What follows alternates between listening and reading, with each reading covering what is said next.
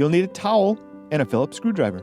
The low beams are the outside bulbs in the headlight housing. Open the hood and you can reach behind the housing to reach the bulbs. Turn it clockwise to unlock it.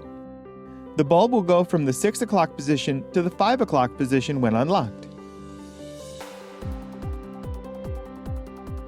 Pull out the locking tab on the wire connector and pull it off the bulb.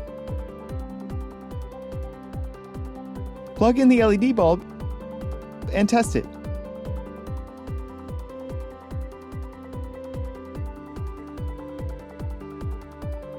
Install the LED into the housing.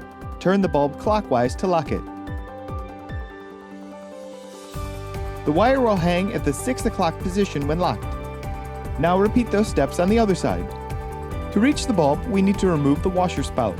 Unscrew the one screw in the top of the frame and pop out the clip. Pull out the spout and put a rag in the open hole to avoid anything dropping into the reservoir. Reach the bulb and turn it counterclockwise to remove it. Pull out the locking tab on the wire connector and pull it off the bulb. Plug in the LED bulb and test it. Install the LED into the housing. The wire out the back will point at the 5 o'clock position. Turn the bulb clockwise to lock it. The wire will now hang at the 6 o'clock position. Pull the rag out and push the spout back in.